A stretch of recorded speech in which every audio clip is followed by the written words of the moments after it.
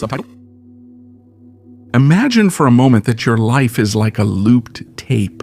Stress, worry, frustration, stress again, worry again. You try to get out, but it's like running on an emotional treadmill. You push yourself, you sweat, and you end up exactly in the same place. You feel surrounded by situations you don't want to experience. You change your strategy, you change your attitude, you change your environment, and still something doesn't fit. It's like you're fighting against the wind.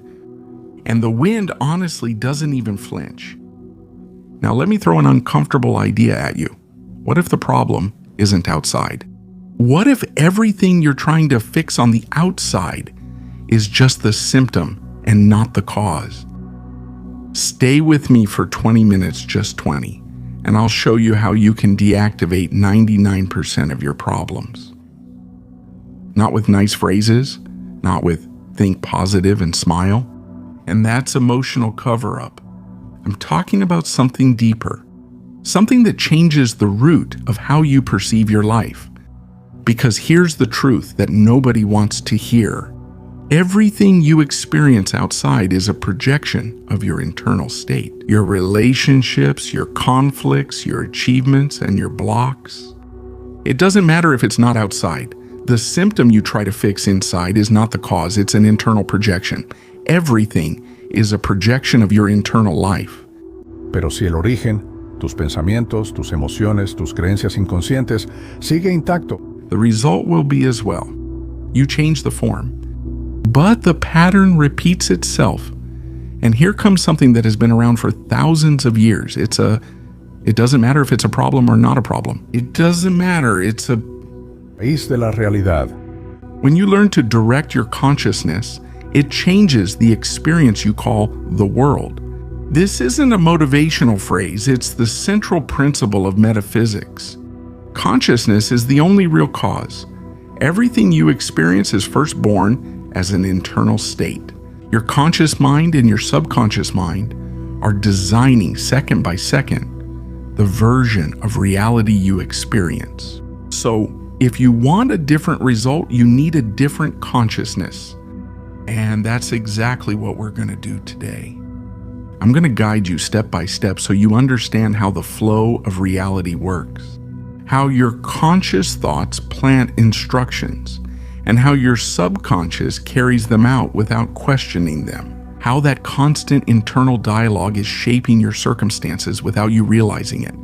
And when you understand this, something is going to break, but not in a bad way. The illusion that you are a victim of your environment is going to break. By the end of the next few minutes, you will understand something powerful. Your transformation doesn't depend on the economy, on luck, or on others changing. It depends on how you align your consciousness with the field in which you exist. Yes, it sounds big, because it is. Get ready to take on the role that was always yours. Creator, not spectator. The key isn't hidden in a secret book, nor in a retreat in the mountains. It's inside you. It always has been. And you're not the first to hear it. For thousands of years, kings, philosophers, and mystics have asked themselves the same question. Where does human suffering come from? And even though they use different languages, they came to the same conclusion. The mind creates the problem. The mind contains the solution. In ancient India, the sages of the Upanishads declared, "You are that." It wasn't mystical poetry. It was a radical statement. What you see as the world is not separate from you. It's an extension of your consciousness. According to that view, we live inside a kind of collective dream.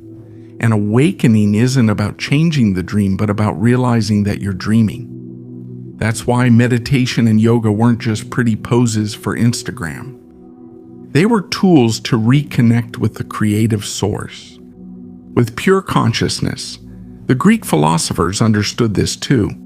Plato spoke of a world of ideas, an invisible dimension of which the material world is just a shadow. Fighting with external problems was for him like fighting with shadows projected on the wall. And fighting against shadows, well, you know how that ends? The solution wasn't to hit the wall, it was to turn toward the light, change perception, elevate consciousness. In Buddhism, this teaching becomes even more direct. Buddha taught that suffering doesn't come from what happens, but from how we cling to what happens. From how the mind creates impossible expectations and endless desires. We don't suffer because of the facts, we suffer because of the story our mind creates about those facts. Liberation, nirvana, doesn't mean the world disappears. It's that the illusion dissolves. You stop identifying with the mental machinery that creates conflict. Problems are not overcome, they are transcended. And later during the Renaissance, mystics and alchemists repeated the same idea in different words. As within, so without. The outer universe doesn't cause it, it's the mirror. So the question now is simple. Do you dare to look at the reflection instead of breaking the mirror? There's a phrase that spans centuries and cultures, as above, so below, as within, so without. That line sums up an uncomfortable and powerful truth. Your external world is not the cause, it's the reflection. What you experience on the outside is the echo of what happens inside.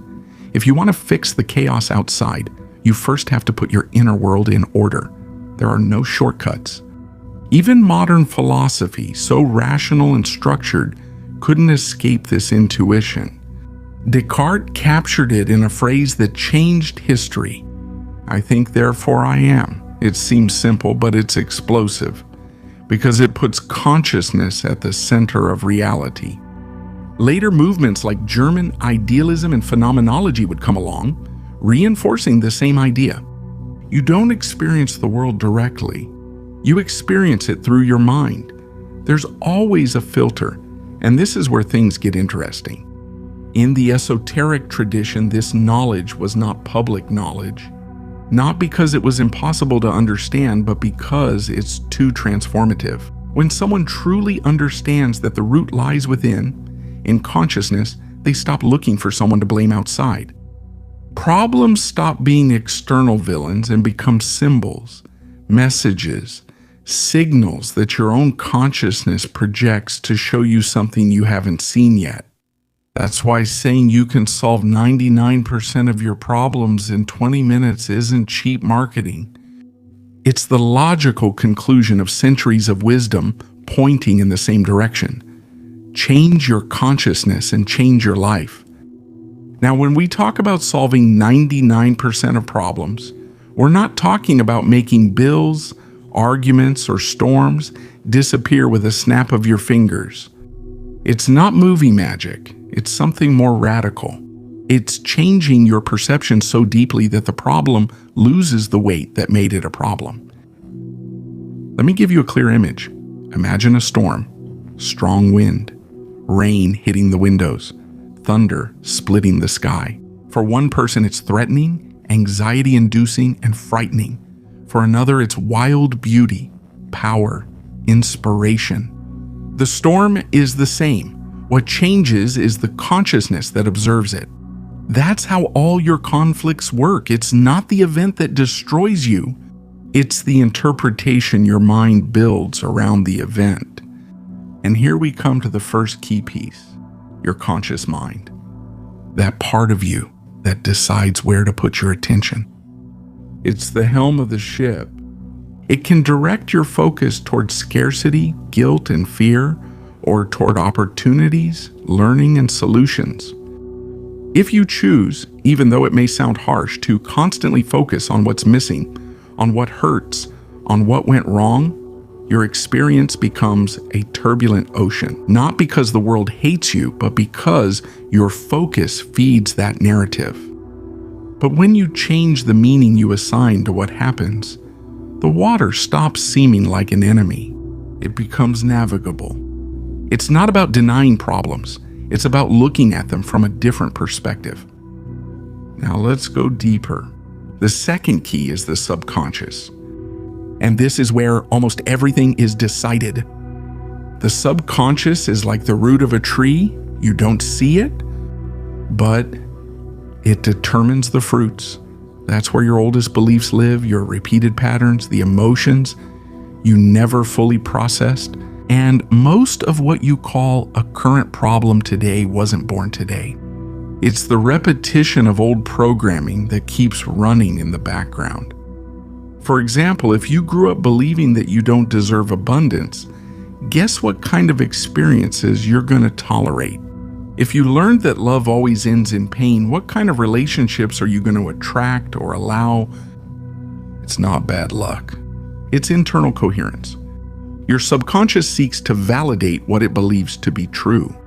And if the belief is limiting, it will generate situations that confirm it over and over again until you face it head on. In this sense, problems are not attacks from fate.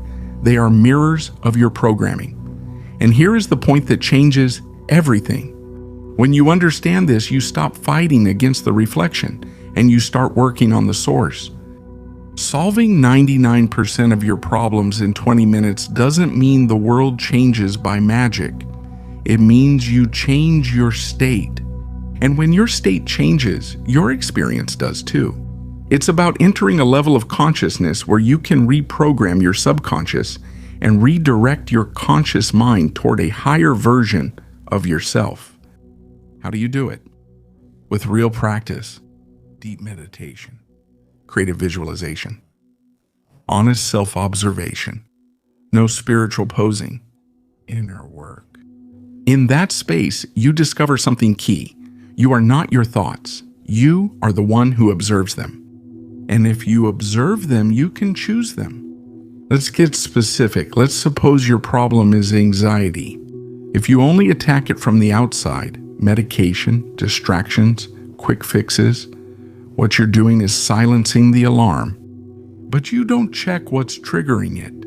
Instead, if you give yourself 20 minutes of deep practice, you calm your mind, observe the origin of that anxiety, and start planting a new instruction in your subconscious.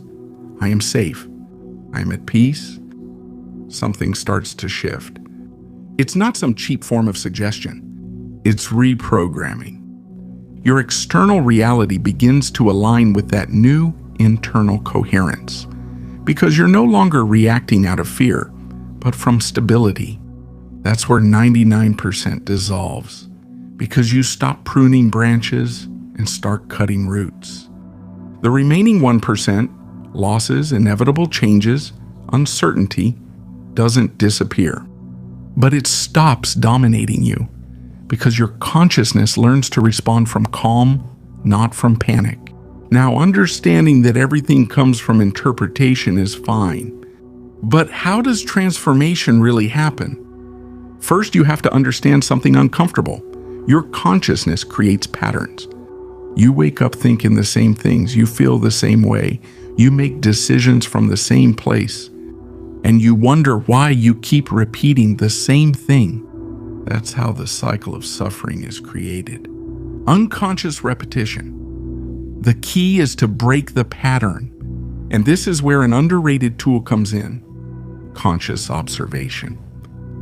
Observing without judging is like turning on the light in a room you've been avoiding for years. Suddenly, you see the cobwebs. They were always there, it's just that now they're no longer in the dark. Mike, when you look at your thoughts from a distance without merging with them, something powerful happens. You understand that you are not the voice that says you can't. You are the awareness that listens to that voice. And in that instant, you regain control. Second element, emotional reprogramming. Because it's not enough to think differently if your body is addicted to the same emotions as always. Repeated emotions create deep grooves, like a river that has eroded the land for years. Energy flows through it automatically. To reprogram means to open a new channel. Practice gratitude. Practice trust. Practice serenity. Not as empty phrases, but as states you repeat until they become natural. It's not about denying the pain. It's about looking at it, understanding it, and choosing a higher frequency. Third element, creative visualization. This is where 20 minutes can become a portal. When you close your eyes and clearly build the experience you want, health, peace, abundance, healthy relationships, you're not wasting your time. You're sending instructions to your subconscious. Science calls it neuroplasticity, placebo effect, neuronal reconfiguration. Ancient tradition simply said, what you hold clearly in your mind, you attract into your life. But there's a detail that makes the difference between fantasy and real transformation: coherence. You can't keep repeating, I am abundant, while deep down you're vibrating with scarcity. Consciousness needs to align on 3 levels: thought, emotion, and action. That's the triangle of transformation. You think in terms of abundance. You feel gratitude for what you already have. You act with generosity. When those 3 align, your energy stops being fragmented, and the world responds to that coherence. That's why 99% of problems can dissolve so quickly, because most of them are not solid structures. They are mental constructs sustained by years of automatic repetition. And when you cut it at the root, at the level of consciousness, those structures collapse like a sandcastle when the tide comes in. The inevitable will continue to exist: loss, change, uncertainty, but they no longer destroy you. What used to be an obstacle becomes training. What used to be pain becomes expansion. That is true power, not avoiding the storm, but turning it into momentum. And here comes the most important part. Knowing all this is not enough. Understanding it intellectually doesn't transform anything. Consciousness doesn't change with information, it changes with practice. It's not enough to understand it. You have to live it. Transformation happens when you put it into practice. When those 20 minutes stop being theory and become a daily ritual. That's where 99% of problems start to lose their power. Let me tell you something straight. A lot of people want extraordinary results with mediocre input. They keep listening to the same voices, the same complaints, the same excuses. And then they wonder why nothing changes. You have 30 days of Audible for free at the link in the description. Use them as an experiment. Change what goes into your mind for a month. Just 1 month. If after that your clarity doesn't increase, your focus doesn't improve, and your way of thinking doesn't evolve, you can go back to your old ways. But if it works, and you know it can work, you'll be grateful you made the decision. Sometimes you don't need more motivation, you need better information. Let's get to the point. 1, give yourself 20 minutes of real silence. No excuses, no notifications, no, I'll just check this quickly. It can be at sunrise or before going to sleep. Close the door, turn off your phone, dim the lights, and stay with yourself. Your only job at that moment is to be present. Yes, your mind will try to sabotage you. It will throw tasks at you, uncomfortable memories, imaginary conversations that never happened. Observe it. Don't fight. Don't get caught up in it. Over time, that space becomes clarity. And when there is clarity, problems stop suffocating you. They start to feel less overwhelming. 2, change the questions you ask yourself. The mind responds to what you ask it. If you keep repeating, why does everything go wrong for me? Guess what kind of answers it will look for. Start asking questions that open doors. What can I learn from this? What opportunity is here that I haven't seen yet?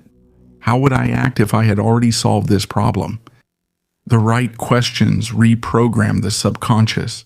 They are invisible keys. And when you use them, your mind starts generating solutions that were previously off your radar. 3, visualize your best self, but with emotion. It's not fantasizing, it's training. Close your eyes and see yourself living without that weight that limits you today. Feel the calm, the freedom, the lightness. Make it so real that your body believes it. Because the subconscious can't tell the difference between what is intensely imagined and what is actually experienced. And The more that image aligns with your emotions, the faster your external reality will align. Thought, emotion, and action have to go in the same direction. 4. Practice gratitude even when you don't feel like it. Gratitude shifts your inner center. It takes you out of the victim role and puts you back in the creator role. Be grateful for what you have, and also for what makes you uncomfortable, because many of your problems have been teachers in disguise. When you are grateful, your energy stops revolving around lack and starts moving toward abundance. 5. Face your shadow head on. There are parts of you that you have avoided for years. Fears, guilt, old wounds. Write them down if necessary. Naming them takes away their power. What is acknowledged stops dominating you. The accepted shadow becomes strength, and what was once an obstacle turns into a resource. But if you're still here, let me tell you something uncomfortable. You're not like the 90% who need constant noise to avoid thinking. You stayed, and that deserves respect. The conscious 1%. Not out of ego, but as a reminder that you're willing to look inside when others keep blaming the world, and that changes destinies. 6. Bring the practice into your daily life.